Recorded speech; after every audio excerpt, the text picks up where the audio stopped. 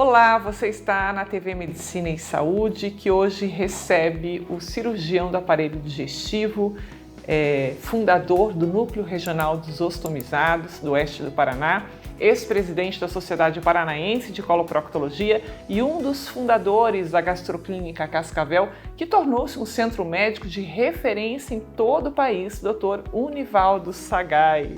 Tudo bem, Dr. Sagai? Seja bem-vindo. Tudo bem, Soraya? Obrigado pelo convite. Dr. Sagai, empreender, diagnosticar ou operar, o que é mais difícil e o que mais te realiza? Vou começar por trás. Todos esses pontos me realizam muito, né? E são pontos que caminham junto. Você não tem como fazer uma cirurgia sem um diagnóstico perfeito. E o diagnóstico e a cirurgia, para ser perfeita, para ser assim, de alta qualidade, ela precisa de uma equipe médica, cirúrgica, enfermagem, mas precisa de uma estrutura muito importante, muito boa, muito qualificada, né? E para isso exige investimento, né? Exige estrutura. Então, os três pontos têm que andar junto. E eu como sou uma pessoa assim, obstinada a fazer as coisas boas e coisas assim, atualizadas, coisas tops, assim, coisas assim, mais complexas, eu necessito disso, né? Então, é muito importante, na hora do diagnóstico, você ter um equipamento muito bom, um profissional que conduz aquele aparelho, né, de ecografia, endoscopia, ressonância, tomografia, laboratório, genética, de altíssima qualidade. O profissional com equipamento de alta qualidade me dá uma precisão muito assim, pontual, muito correta do problema da pessoa. E aí na cirurgia você tem que ter esse conhecimento médico, né, do paciente, de tudo, mas quando você tem uma imagem, você tem o diagnóstico perfeito, você já vai na cirurgia com toda a estratégia cirúrgica. Você vai com a equipe, você vai com aparelhos, equipamentos, fios, todo o arsenal que você precisa na cirurgia e você já vai preparado. Você vai sabendo exatamente como é a doença e como você tem que conduzir, para que aquela cirurgia seja assim, de mais alta qualidade possível, né? E isso é possível hoje. E por isso que a gente assim, tem uma paixão por isso, a gente tem uma estrutura grande, equipamentos bons, profissionais preparados, né? Hospitais bons, né? E eu vou mais além ainda, Soraya. Eu englobaria outro ponto fundamental nesses três pontos que você disse, né? De estrutura, diagnóstico e cirurgia, é o pós-operatório. Pós-operatório, o médico que não tem um tino, uma experiência, um conhecimento e um cuidado, principalmente com o pós-operatório, ele pode colocar tudo a perder. Tudo que ele fez, porque a medicina, a cirurgia, ela é de alto risco, né? As doenças são muito complexas, o organismo também é muito complexo, o material que a gente usa, tudo isso existe um risco de retardar, de dificultar, de complicar, de sangrar, de infeccionar. E o próprio paciente, às vezes, tem problemas de saúde, tem diabetes, cardíaco, é uma pessoa idosa, uma pessoa, às vezes, ansiosa, que não tem paciência e quer fazer as coisas, quer comer, quer fazer. Então, se a gente não fizer um pós-operatório muito cuidadoso e detalhado, às vezes complica, apesar de você ter feito toda a etapa anterior. Todo aquele trabalho. Uhum. Entendeu? Então, esses 4 pontos são fundamentais. E depois tem o pós-operatório tardio também, que é um outro cuidado, um outro dado, porque... O que é esse pós-operatório tardio, Dr. Sagai? Pós-operatório tardio, quando você faz uma cirurgia assim, complexa, de grande porte, que você tem que mexer em órgãos importantes, normalmente você promove um dano naquele órgão. aquele órgão ou ele vai trabalhar assim parcialmente, ou ele vai recuperar na sua totalidade lentamente ao longo do tempo, tá? E às vezes você opera uma doença que existe o risco dela voltar, né? Dela recidivar. Certo. Então, e às vezes aparecer outras doenças em consequência desse procedimento. Então você tem que acompanhar esses pacientes ao longo do tempo, pegar informações. O paciente, ele já sabe se está bem ou não, mal. Então ele tem que informar tudo que ele sente, como é que ele está, se ele está disposto, está forte, se está com dor, se está com problema. E aí identificando através dos exames e corrigindo alguns probleminhas com medicamento, com exercício, com dieta, né? E muitas vezes o paciente também fica com receio, com parte emocional, aquele medo, né? Aquela angústia de ter sofrido e passar de novo. Então, toda essa parte você tem que trabalhar com esses pacientes. Por quê? Porque a essência, no fundo, a função nossa do médico, do setor de saúde, nada mais é do que transformar essa pessoa que está sofrendo, que está doente, está inválido ou está incapacitado parcialmente ou totalmente, e torná-la uma pessoa o mais normal possível. E esse normal possível significa que emocionalmente ele esteja bem, que profissionalmente ele esteja bem. De modo integral. De modo integral, que ele tenha assim, sua produtividade ao máximo dentro das suas condições. Então o médico ele tem que levar um paciente desde o seu problema lá, entregar, devolver essa pessoa, a família, a sociedade, o mais perfeito possível. E acompanhá-lo ao longo do tempo para que ele não recaia ou ele se mantenha com excelente saúde, com excelente produtividade, com excelente pessoa, que seja uma pessoa emocionalmente muito boa também. Então, isso demanda um tempo maior de cuidado por parte do médico. Será que todos os médicos têm esse cuidado e essa paciência? Olha, então, deveria, né? Eu acho que hoje a medicina, como é muito complexa, às vezes a gente precisa de parceria, né? Por exemplo, a gastroclínica... Dr. Sagai não é tudo isso. Então eu preciso de uma nutricionista, de uma enfermeira, de uma psicóloga, uma fisioterapeuta, né? De um clínico, né? Então quando eu percebo as coisas, vejo que tem algum problema, eu vou recorrer à equipe, aos parceiros, né? Aos exames. E isso é um cuidado permanente. Então, quando você tem um médico, você escolhe um médico para a vida. E você sempre retorne nele periodicamente. Isso que você está falando. O médico não é um médico para aquela situação, para aquela doença.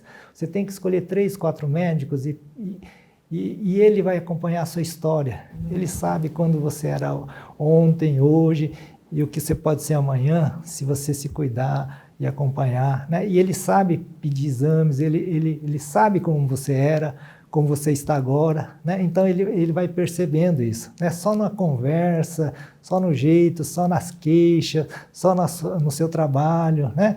Então você percebe isso. Então a nossa profissão, assim, Soraya, é tão dignificante, é tão assim empolgante, assim, quando a gente entende o que a gente faz pelas pessoas, né? A capacidade que a gente tem de mudar uma situação complexa numa situação boa, né? De dar segurança à pessoa que ela está bem de saúde, que pode trabalhar, que pode viajar, que pode comer, pode exercitar, né? Então, nós podemos fazer isso para as pessoas. Então, as pessoas têm que usar a gente e usar os melhores profissionais e torná-lo assim um cliente permanente, um amigo, um confidente dos seus problemas, para que a gente possa assim tirar o máximo de informação e dar o máximo da gente para essas pessoas. Entendeu? Então isso assim, é muito nobre, né? Muito divino a nossa profissão. Que bom que o Dr. Sagai está nos bancos acadêmicos, que bom que o Dr. Sagai é professor de universidade do curso de medicina, que bom que o Dr. Sagai pode passar isso para os futuros médicos que ele ajuda a formar. Que bom, né, doutor Sagai? Bom, dentro da sua área de atuação, é comum a gente encontrar cirurgiões que se dedicam a determinadas cirurgias específicas, né, bem específicas. É uma característica sua também, doutor Sagai? Então, lá atrás, Soraya, existia o cirurgião geral, que fazia tudo, né? Porque a medicina dependia muito mais da performance do cirurgião do que diagnóstico e outras estruturas de diagnóstico, porque na época a tecnologia ainda era... Então o médico tinha a sua propedêutica, né? A sua história, o seu exame físico, e ele tinha que saber de tudo do paciente, porque uma queixa, por exemplo, no estômago, ela pode repercutir na memória, né? Na fraqueza, nas pernas, né? Então, no intestino. Então, tudo isso é ligado. Então, os médicos antigos, eles dedicavam, assim, os melhores médicos, aqueles que tinham uma propedêutica, uma sabedoria médica mais profunda. Aí depois veio a tecnologia que ajudou, né? E a medicina foi ficando mais complexa, mais ricas em informações e para o médico um pouco mais difícil de acompanhar tudo. Então foram começando a fragmentar por especialidades e dentro da especialidade fragmentar em subespecialidade. Então a gastro, por exemplo, que há uns 30, 40 anos era o gastro que fazia tudo, meus professores a maioria eram assim, e começaram a dividir por setores, né? A gastro é o maior órgão assim do ser humano. Eu digo que é o maior órgão e a estrutura mais importante do ser humano. Muitos dizem é o cérebro, o coração, essas coisas, mas se você avaliar assim, de uma maneira assim, muito profunda, o aparelho digestivo é o órgão mais importante do ser humano, porque é dali que vem a nutrição, é o combustível, a fonte a da energia. vida. Uhum.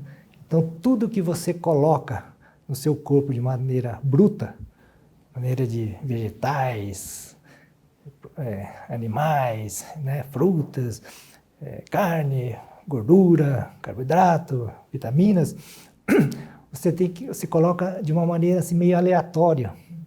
E o nosso aparelho digestivo é que tem que triturar, digerir, absorver, né? E transformar essa matéria bruta, toda essa complexidade que a gente come, em matéria-prima para o seu cérebro, para os seus olhos, para o seu cabelo, para o seu coração, pulmão, para os seus músculos, para os seus ossos, né? Para a sua vida, né? E se você não se nutrir adequadamente, você vai ter deficiência, e se você hipernutrir, você vai intoxicar, né? Então, o primeiro passo no nosso aparelho digestivo é saber o que a gente introduz para dentro.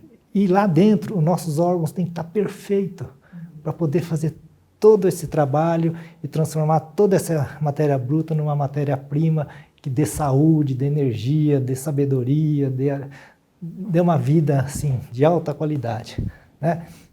Então, se você tiver algum problema no órgão digestivo, ou se você comer ou alimentar de alguma maneira errada, você pode prejudicar o cérebro, você pode prejudicar o seu coração, seu pulmão, seu músculo, seus ossos, seu rendimento, sua performance, né? Hoje, os atletas têm que estar assim, numa nutrição perfeita, em tudo. Então, não é só atleta, nós somos atletas da vida, né? Você é um atleta da mídia, eu sou um atleta da saúde, né? Temos o esporte, mas a gente é um atleta. E se a gente cuidar bem do que a gente coloca, e se tiver o órgão muito perfeito, a gente tem uma vida saudável e um organismo forte, saudável, ele evita a doença, né? Se você estiver muito bem, Covid não é nada. Mas se você for uma pessoa né, já com problemas, se torna alto risco. Então, Sara, eu expliquei assim da complexidade do aparelho digestivo, que talvez seja o órgão mais complexo do corpo humano, e por ele ser complexo, ele é dividido em vários setores, né? o esôfago, o estômago, o duodeno, o fígado, a vesícula, as vias biliares, o pâncreas, o intestino delgado, que é dividido em jejum, o ilho, depois tem o cólon, né? Depois tem o reto e tem o ânus. Tá? E o diagnóstico, para você saber como eles funcionam, qual é o problema de cada ponto desse órgão, esses órgãos do aparelho digestivo, ele é muito escondido, ele é muito dentro do corpo. Ele não é superficial, não é seus olhos, sua pele, seu lábio, sua perna, né? Seu osso que você palpa.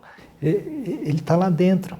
Ele é um órgão assim, muito detalhado, cheio de camadinhas, cheio de vilosidades, né? E o que acontece? Acontece que cada órgão ele tem uma queixa muito específica, o seu diagnóstico é muito difícil.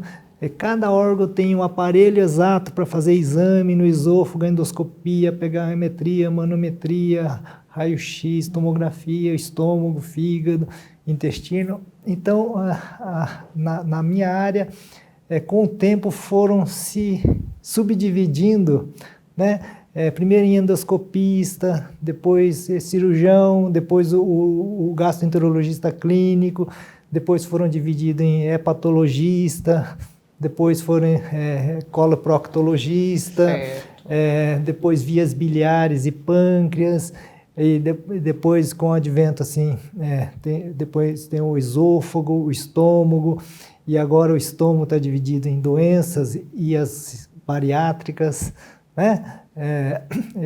Então foram dividindo e tem setores que dedicam, por exemplo, ao fígado, na sua parte de funcionamento, que é o hepatologista clínico, e tem o cirurgião do fígado, que faz cirurgia de fígado, transplante. Tá? Do pâncreas, também tem o clínico do fígado, o estômago, e os cirurgiões, tudo isso cada vez mais fragmentando. Uhum. E eu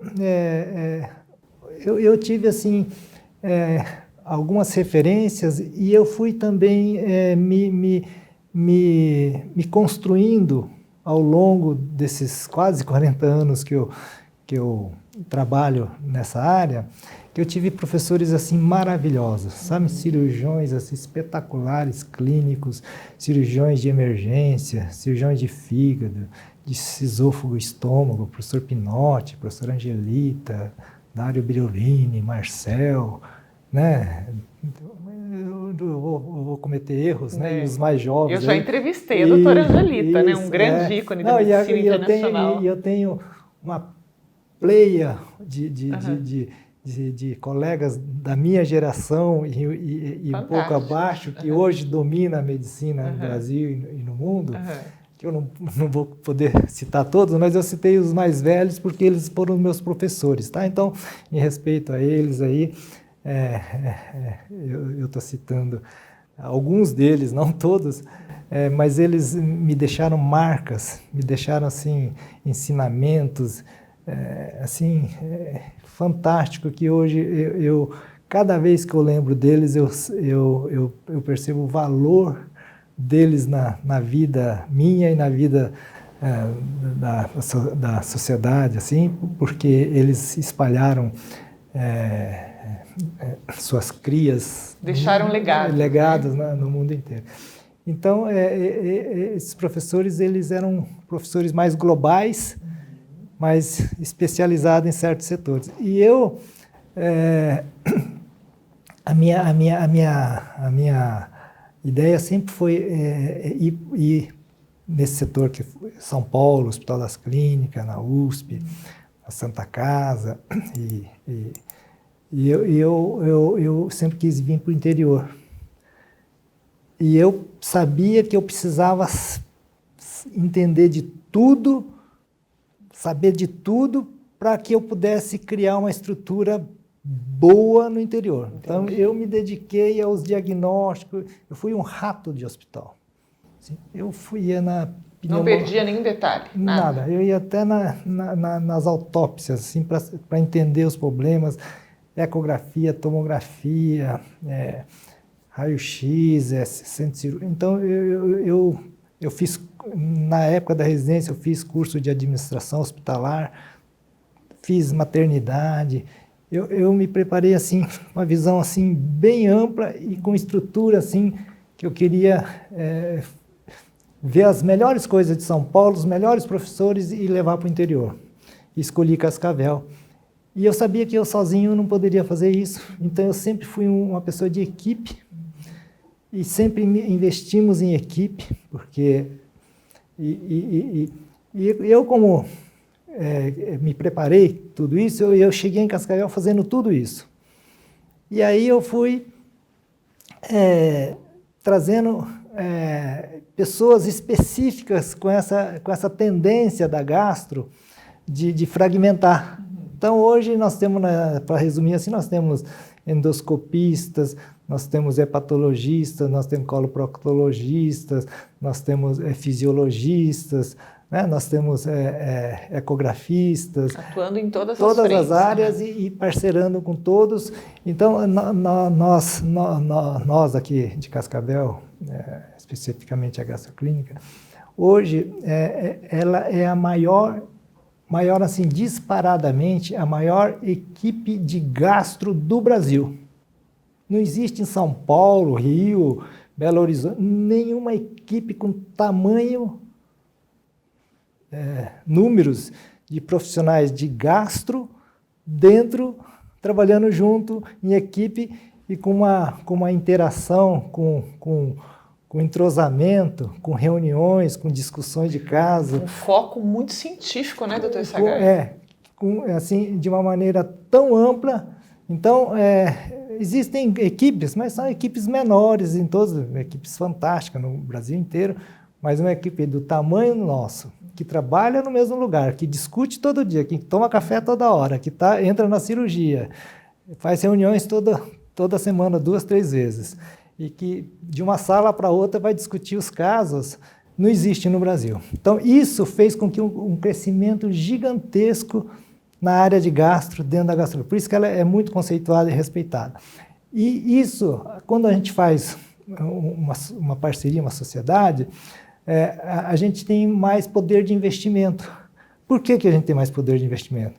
Porque cada um dá um pouco para comprar um equipamento, e aquele equipamento ele tem alta produtividade, porque o equipamento se paga se ele trabalhar. Como a gente é um grupo muito grande, tem muito cliente, e o cliente acaba fazendo aquele exame, e aquele profissional que trabalha naquele setor, como ele tem alto número de pacientes, ele tem alta experiência, alta vivência, e ele se dedica a estudar tudo aquilo.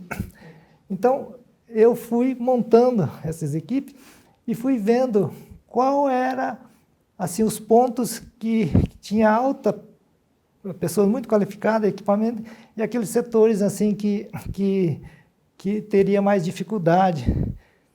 E essas partes mais complexas, mais difíceis, eu fui me aperfeiçoando. Eu fui deixando as coisas que a gente tinha pessoas muito qualificadas para fazer, e eu fui me aprimorando em outras daí também. nas coisas mais difíceis. E aí eu entro nas cirurgias complexas, as cirurgias assim, de alta complexidade, de alta performance, onde aquilo que eu falei, um profissional para chegar nesse nível de alta complexidade, ele tem que ter aqueles 4 pontos que você começou a nossa entrevista, que é uma estrutura espetacular, um diagnóstico perfeito, um cirurgião de alta experiência, alta performance e um pós-operatório assim, muito cuidadoso. Certo. Tá? E aí você vai entrar no cirurgião. Então, toma uma aguinha, doutor Sagai, está aqui para o senhor. Doutor Sagai fala como eu, bastante. Doutor Sagai, então seria correto dizer que, ao contrário de muitos profissionais que a gente conhece, que se dedicam, por exemplo, a gente conhece nomes fantásticos daquele cirurgião que só opera, por exemplo, reto. O senhor não é um cirurgião que só opera reto, o senhor opera também outras doenças, se especializou em outras doenças. O senhor não é cirurgião de uma cirurgia somente, é isso? Então, é errado eu dizer que o senhor é um cirurgião completo? Eu estou errado em falar isso ou não? Olha, eu sou uma peça rara, eu diria assim, hoje, cada vez eu vejo como eu sou meio raro no mercado. É que eu quero entender tudo isso, por isso que eu estou te perguntando. Porque hoje Como eu estava dizendo para você, eu fui me especializando e aquelas referências que eu sempre tive de professor como a Angelita, que era coloproctologista, a Angelita me inspirou assim fantasticamente, porque ela mexia com o intestino reto. E eu me apaixonei e eu me tornei especialista. Eu tirei título especialista em coloproctologista, graças à professora Angelita. Fiquei lá vários anos com ela e ela me certificou e depois eu fiz a prova e me certifiquei. Na endoscopia, eu tive o prazer de ter o Dr. Paulo Sakai, o professor Shinichi, que me ensinou a endoscopia. Depois eu vi para Cascavel, aí o Dr. Mauro assumiu, o Dr. Carlos, hoje tem o Ivan, meu filho. Tem um grupo de endoscopistas, né? Eu tive o privilégio de ter um grande colonoscopista que trabalhava com a professora Angelita, o Dr. Paulo, né? Que fazia colonoscopista, ele só fazia colonoscopia. Hoje a equipe nossa, né? Tem outros professores também, né? E colegas. Então, um dos assim... um artista da cirurgia, assim, que eu tenho, assim, saudoso, assim, que me ensinou e me transferiu, assim, que ele sempre dizia assim, a cirurgia é uma arte. É uma arte. E para ser arte, você tem que ter o dom. O artista tem o dom daquilo. Então, tem muita gente que tem tecnologia, conhecimento, experiência, né, tem coragem, mas às vezes falta o dom, né? E falta... Claro. Então, e esses professores que eu falei, eles tinham o dom da cirurgia, o dom da medicina. Então, e o professor Pinotti, ele, com o bisturi, com a técnica, com o armamento da cirurgia, no esôfago, no estômago, eu lembro, assim, as cirurgias dele, como ele apresentava, e ele deixou discípulos fantásticos, todos os discípulos dele, e eu me considero um dos discípulos do professor Pinotti. Então, na área de estômago, esôfago, nossa, na área de fígado, vias biliares e pâncreas, né? O professor Marcel. O professor Marcel era o cara das cirurgias complexas, das cirurgias impossíveis, o professor Marcel fazia. E eu era assim, eu era residente, mas eu ficava assim no cantinho da cirurgia dele para assistir a cirurgia, como ele fazia, os cuidados. Era um professor assim, de um zelo. E ele operava estômago, não, professor Marcel? Vias biliares e pâncreas e fígado. Difícil. Sérgio Mis, também transplante de fígado. Transplante de fígado, primeiro transplante de fígado eu tive a oportunidade de participar no Brasil. O terceiro transplante de fígado no Brasil, eu que doei o fígado aqui em Cascavel, levamos para São Paulo. Silvano Raia e o Sérgio Mis. Então, essas pessoas, assim, a coragem de um Silvano Raia de fazer um transplante, um dos primeiros transplantes no mundo foi na época da ciclosporina, foi o Silvano Raia. Mas antes da ciclosporina, o professor Marcel Cerqueira Machado foi um dos que fizeram esse transplante. Hoje nós temos o professor Carneiro, que é o ícone do transplante de fígado, de múltiplos órgãos. Hoje ele é o chefe da cirurgia, da USP, lá da parte digestiva. E o professor Carneiro, eu tenho uma história com ele, assim, assim, que eu não esqueço nunca. Por quê? Porque quando eu entrei de residente, ele tinha entrado de assistente. Ele era começando a vida de professor, porque ele é um pouco mais velho do que eu. E eu aquela fome de aprender e de buscar paciente para entender e aprender, e o professor Carneiro aquela fome de ensinar e de operar e de criar sua experiência, e a gente vivia caçando, e eu pegava aqueles pacientes mais complexos e chamava o professor Carneiro, arrumei um caso. Ele falou, vamos marcar essa gaia, vamos operar junto. E a gente operava, e com isso ele cresceu, e eu aprendi muito com ele, e aprendi a coragem dele, a técnica. Então, eu tenho muitas histórias. Se eu contar essas histórias, eu vou passar. Nós vamos contar um dia tudo. Mas é importante o senhor falar esses nomes, porque foram divisores de água. Muita gente pode não conhecer esses nomes que o Dr. Sagai falou, mas foram divisores de água na área da cirurgia e da medicina. A gente tem um débito com esses nomes, com essas pessoas, né? O senhor se considera também um cirurgião de cirurgias impossíveis? Eu perguntei se o senhor é um cirurgião completo, você contou a história, mas não respondeu, hein? Soraya, eu tenho muitas histórias assim com pacientes. Como esses professores, eles eram fim de linha, esses professores que eu falei eram tudo fim de linha. Brasil inteiro, quando as pessoas não tinham mais o que fazer, procurava esses professores. E hoje, graças a Deus, muitos pacientes me procuram assim quando estão em dificuldades extremas assim. E tem casos que eles passaram por serviços assim extremamente renomados, que eu não vou dizer, no Brasil inteiro, inclusive em São Paulo e outras capitais, e me procuram às vezes, e tem casos que eu consigo reverter. Assim, com muita assim, estratégia, dedicação e exames, muitos casos a gente conseguiu sucesso. Entendeu? Então, eu me considero assim, que eu trabalho assim, às vezes no limite da possibilidade, entendeu? Porque a medicina, lá atrás, falava, se eu tenho 70 anos, não tem câncer, não tem o que fazer. Se eu tenho diabetes, não vai fazer mais. Se eu já não sei o quê. Se eu já operou 2 vezes, não vou operar. Hoje a verdade não é essa. Eu estou com uma paciente de 96 anos agora. 96 anos, com uma doença no intestino. E eu falei, olha, eu opero, ela tem chance de cura, mas eu preciso conversar com ela, com a família, pedir exames e fazer uma avaliação mais global para ver se a gente consegue ainda dar uma qualidade e um tempo maior para ela, sim, mas é uma decisão que tem que ser muito compartilhada. Mas eu estou dizendo, hoje a idade não é o limite, porque essa senhora, 96 anos, mas ela tem uma assim de 75 anos, sabe? Aquela pessoa assim que você percebe que tem vida, que tem energia, que tem ainda... Essa é a realidade das pessoas então hoje. A gente não pode desistir, mais, não pode desistir só porque tem isso ou tem aquilo. Não, essas pessoas, quando você corrige o problema dela, ela volta a ser muito capacitada. Essa senhora é de uma lucidez assim, né, de uma sabedoria, de um conhecimento que essa pessoa tem de 96 anos, que ela possa transferir para os filhos, para os netos, para os bisnetos, para os amigos, para o médico. Então, eu tenho uma paixão assim, pelos idosos. Assim, eu gosto de conversar muito com eles, porque eles me passam assim, muita sabedoria, muito conhecimento, muita experiência de vida. Né?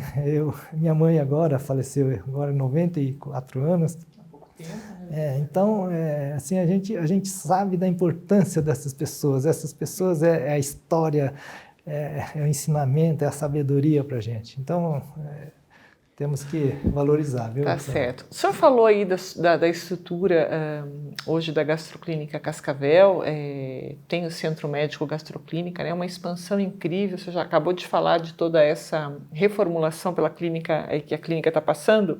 Agora, o senhor e a sua equipe também realizam cirurgias oncológicas de alta complexidade, doutor Sagai. Queria que o senhor falasse um pouquinho da frequência, com que frequência são feitas essas cirurgias, falar um pouquinho de como vocês chegaram nesse estágio de cirurgia oncológica, porque vocês diagnosticavam, né, câncer do aparelho digestivo. Hoje vocês têm cirurgião oncológico na clínica, está chegando uma oncologista. Queria que o senhor falasse um pouquinho sobre essa área da gastroclínica, que já tem uma história, já tem uma tradição, já existe uma credibilidade muito grande com relação ao corpo clínico, né? E quais são os resultados que vocês têm alcançado nessa área, doutor?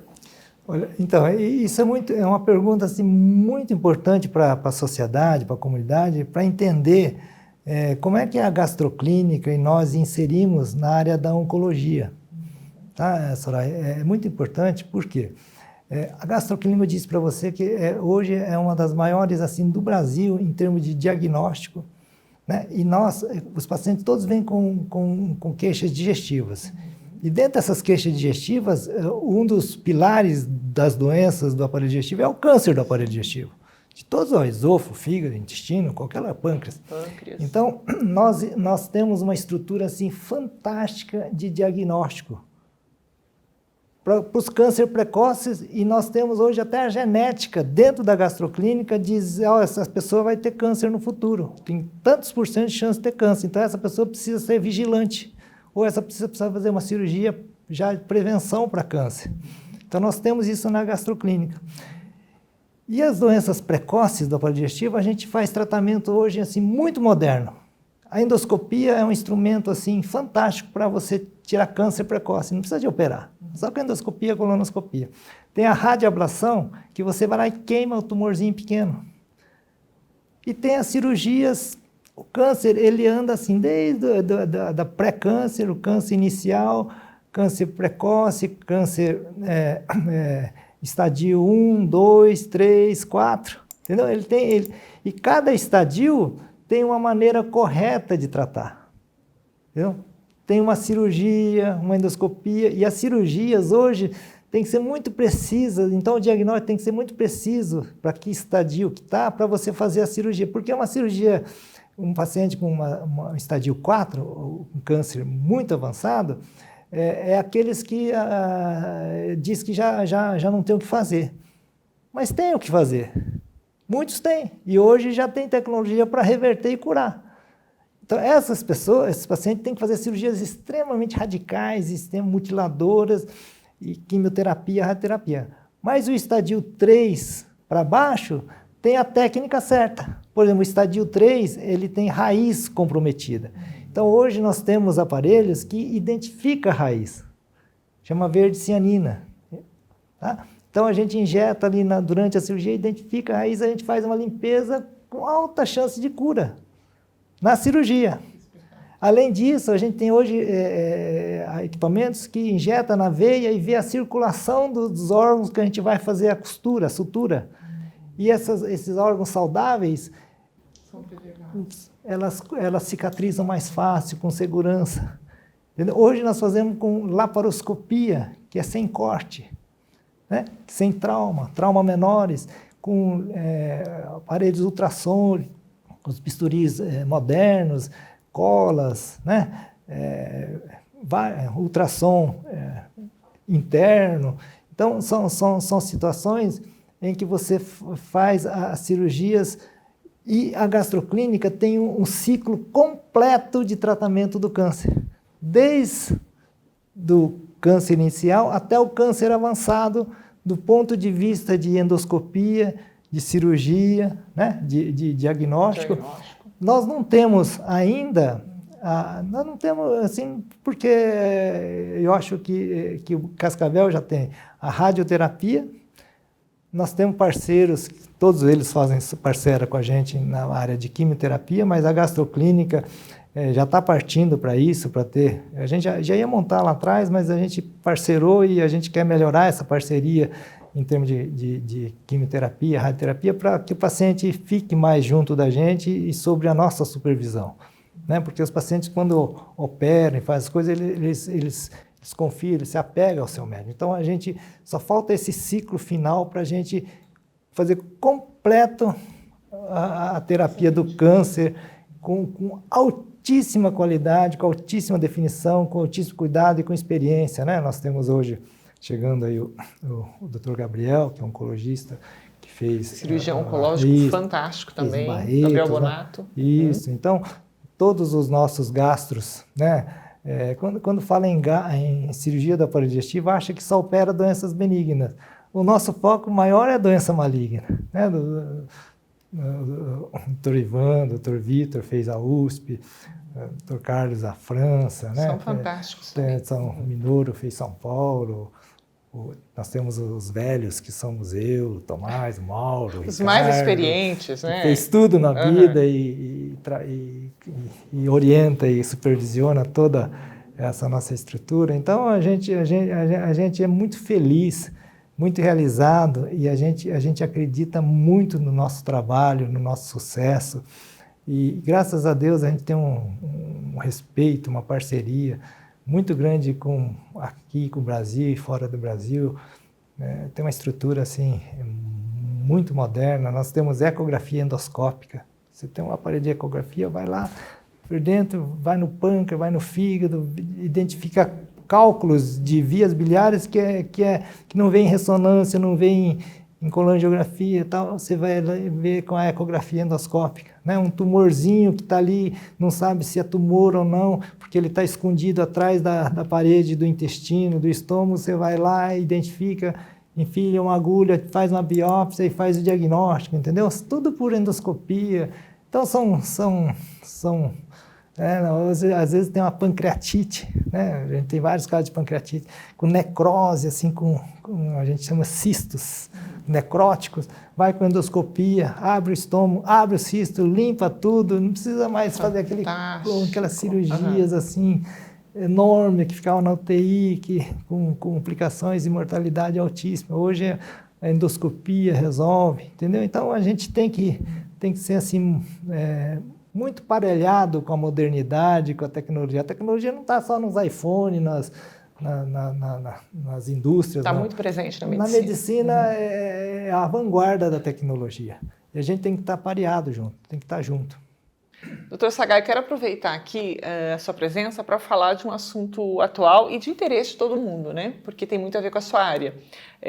O cirurgião que operou e cuida do presidente Bolsonaro é seu colega, o doutor Antônio Macedo, né? Doutor Antônio Macedo. Ele descartou, mês passado, operar novamente o presidente por conta de uma obstrução intestinal. O senhor concorda com essa decisão? Eu queria que o senhor explicasse um pouquinho o que pode ser a causa dessa obstrução, se tem uma ligação direta, a gente acredita que sim, mas nós somos leigos, né? Com relação ao atentado que ele sofreu em 2018. Fala um pouquinho sobre isso para a gente. Eu acho que é uma pergunta assim, pertinente, né? Porque isso envolve o Brasil, né? E o Brasil tem muita curiosidade em cima disso e hoje ele é o chefe-mor do país.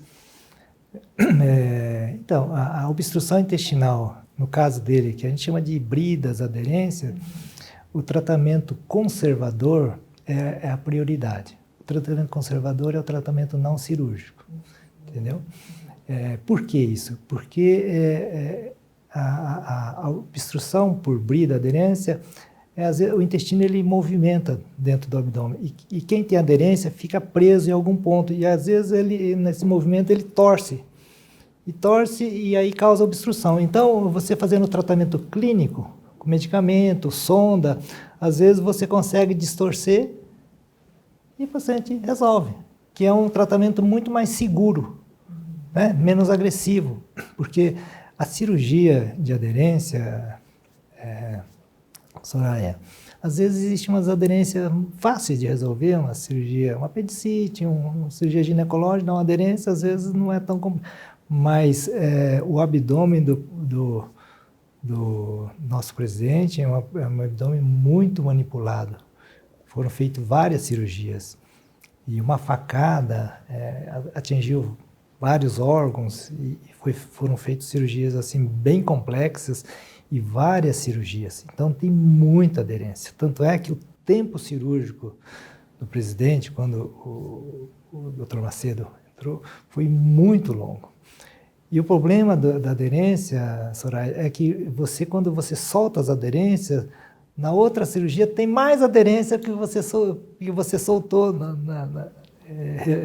corrigiu na primeira cirurgia. Então, como ele tem várias cirurgias, então o abdômen dele a gente até popularmente assim, a gente chama de cofre. Então tem que ter a chave para ir abrindo a senha, o segredo para entrar. E com certeza o professor Macedo tem essa senha, esse segredo, e ele sabe o que tem lá dentro. Então, graças a Deus, o nosso presidente tem resolvido com tratamento clínico. Ele já teve uns 2, 3 quadros, ele recorre lá ao professor Macedo e ao hospital, a equipe, e tem resolvido. Mas existe a possibilidade de não resolver com tratamento clínico, aí virar cirurgia. Aí tem que soltar uma cirurgia e é uma cirurgia assim muito assim trabalhosa, difícil, cheia de detalhes, uma cirurgia longa, né? E se não for feito assim com cuidado extremo, ele tem chance de dar problemas. Então eu concordo 100% com o tratamento do professor Macedo. Eu também estenderia assim o problema do nosso presidente está sofrendo, ele não está sofrendo só com esses problemas de suboclusão e aderências e bridas, né? Essas cirurgias deixam várias marcas, várias sequelas e vários problemas, né? Então, não é só o presidente, porque o Brasil inteiro está cheio de pacientes que tiveram acidentes, agressões, cirurgias né, e doenças, e todas elas têm esse potencial, mas especificamente nosso presidente, ele também, quando tem um corte muito grande, também pode, esse corte pode, é sujeito a uma complicação chamada hérnia, hérnia incisional. Ah, certo. Então ele teve que colocar tela, né? Então outra cirurgia assim que exige muito cuidado, muita experiência, e também essas telas dificulta a próxima cirurgia também, né? Porque já tem tela. Outro problema assim que o nosso presidente, né, também tem que conviver, que ele perdeu um segmento do intestino.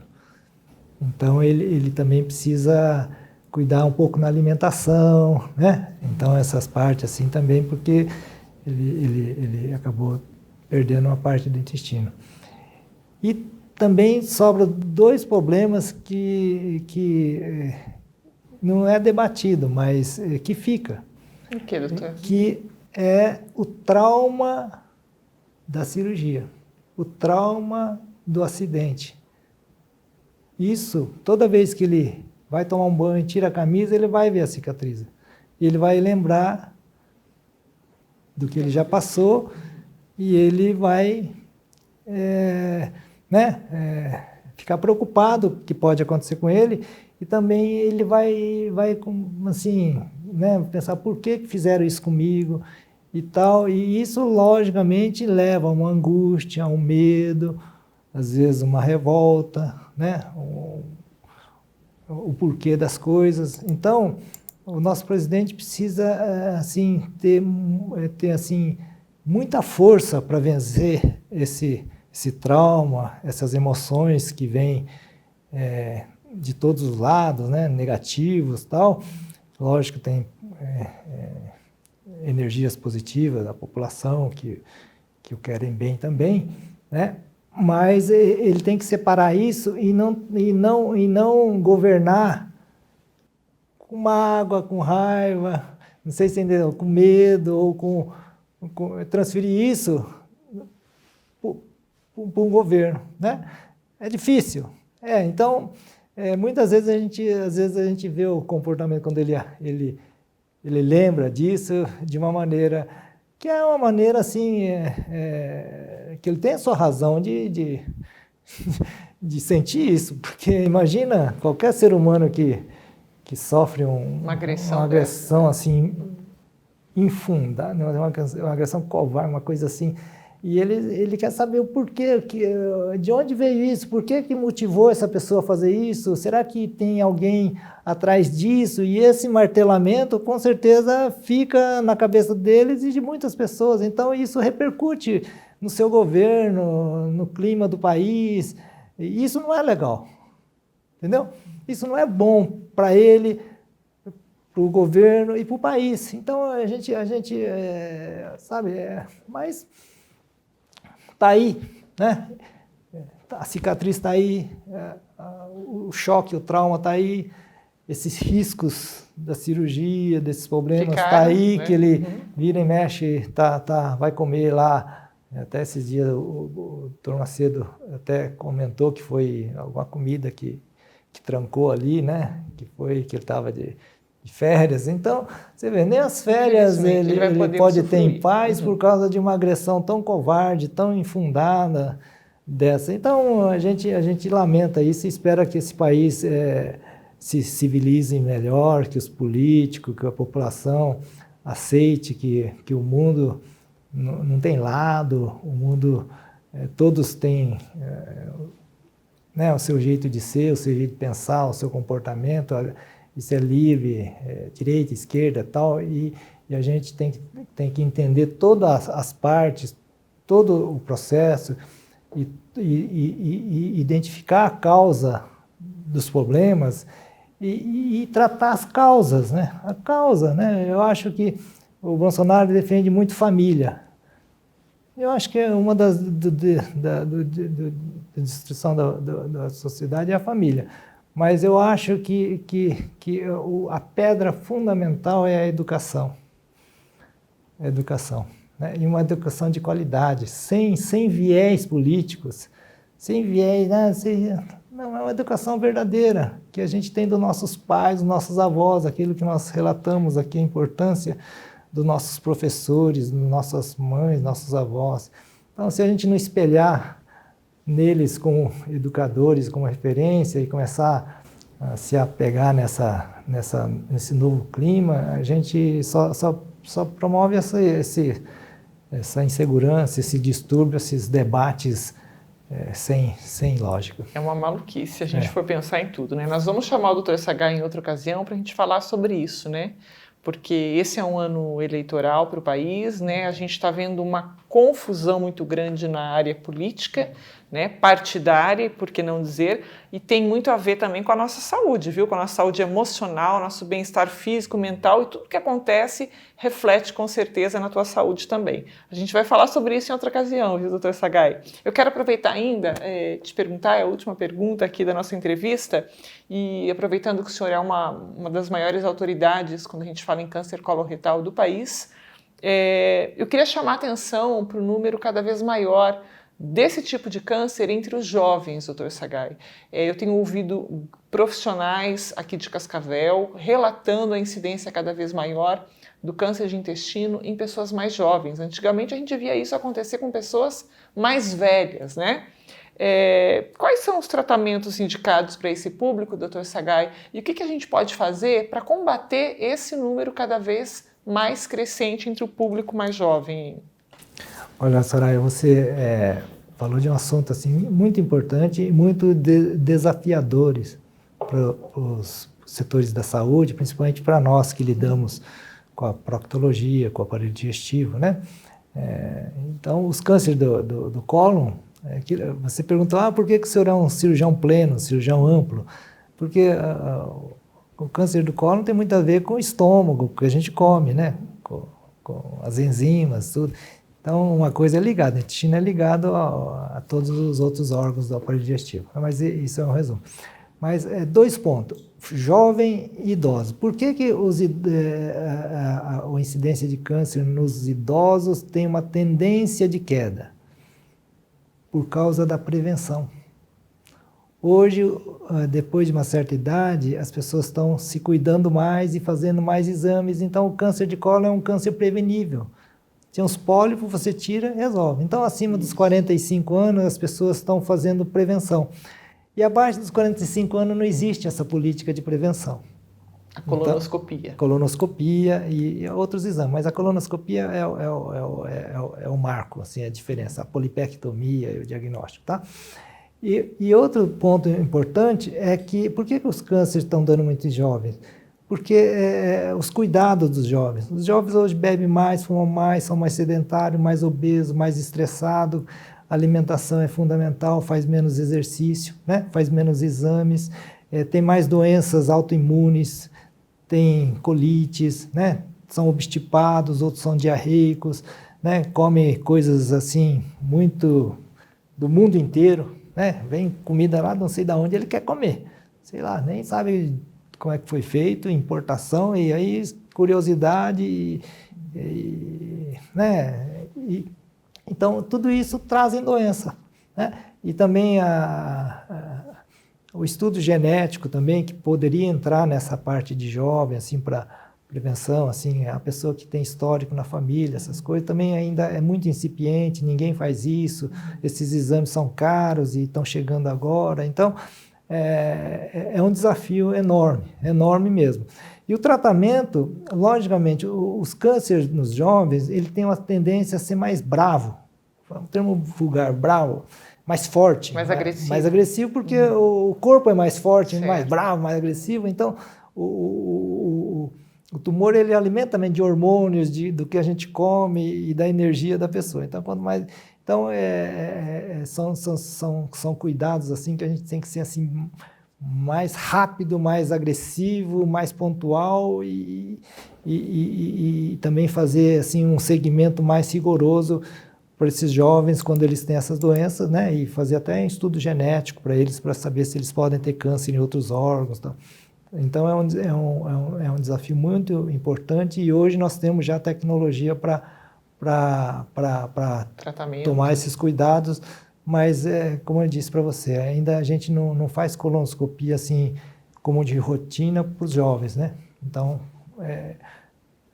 esse é o fato que a incidência está aumentando, mas a prevenção não está acompanhando junto. Não está chegando neles. Doutor Sagai, a gente sabe que o protocolo hoje de uma colonoscopia, para quem não tem histórico familiar, é o quê? A partir dos 50 anos? 45 Era 50, já diminuiu, passou então. para 45 anos, mas é uma tendência é ir para 40 anos. Diminuir, então, né? Isso, já que a gente está falando por causa disso... desses, mas a gente tem visto câncer abaixo de 40.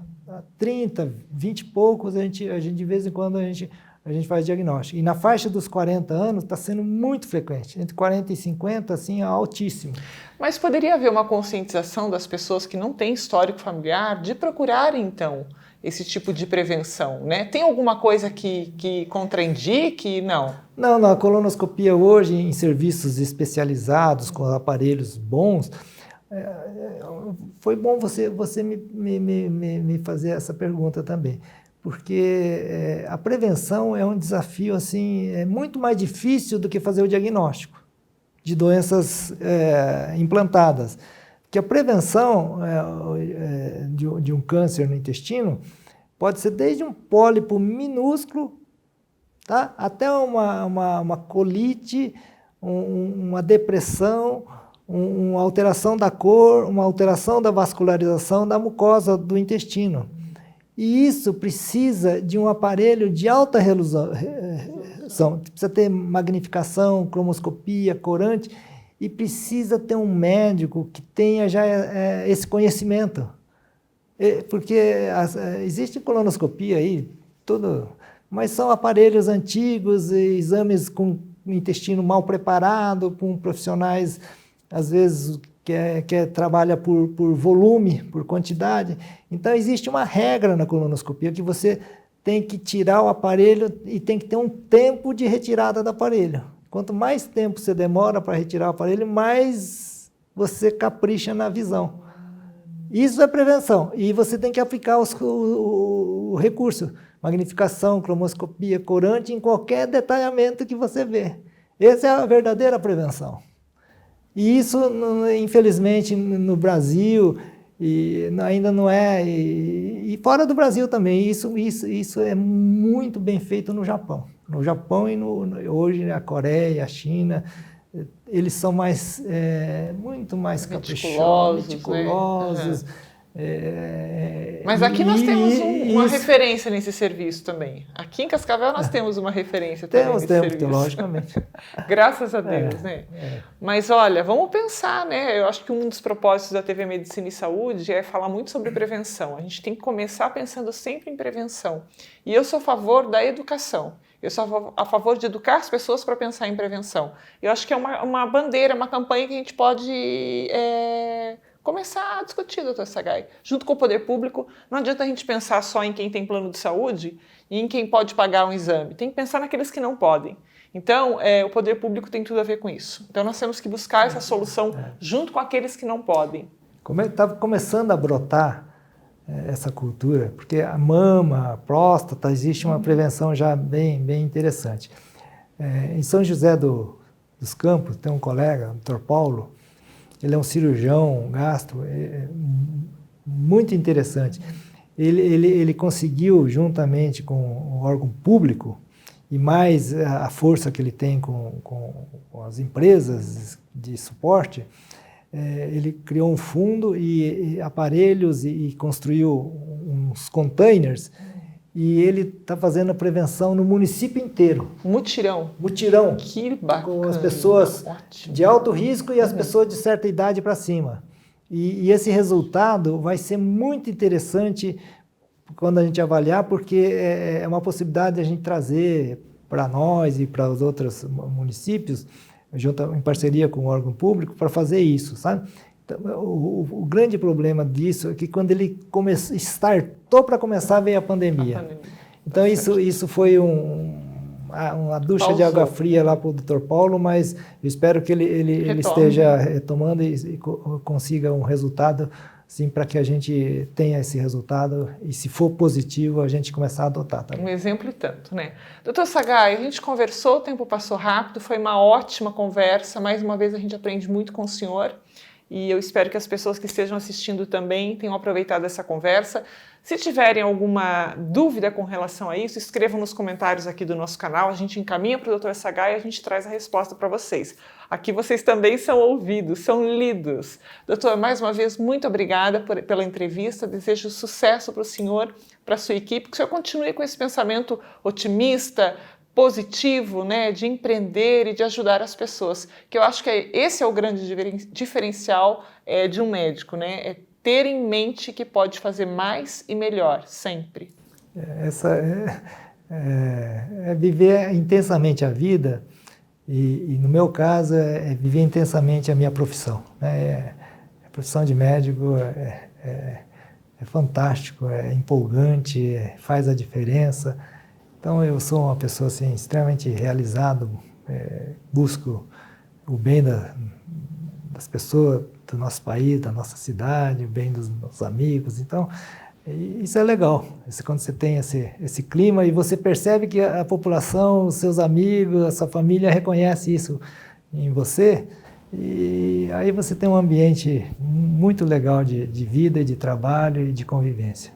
Eu acho que foi um bate-papo assim, vocês puderam entender melhor a saúde, a medicina, principalmente a minha pessoa, a gastro. Então eu quero agradecer demais essa oportunidade, eu acho que foi um papo muito legal. E dizer que o que eu falei é o que eu aprendi. E o que eu aprendi na vida, com meus professores, com meus parceiros, com a minha família, com Deus, né? Com a sociedade. Então eu só tenho a agradecer a todos. Muito obrigado, Soraya, muito obrigado a todos. Tá certo, obrigada mais uma vez. A gente vai ficando por aqui e você já sabe, se você ainda não se inscreveu em nosso canal, se inscreva agora para receber a notificação de novos vídeos sobre saúde, bem-estar e qualidade de vida. Até mais!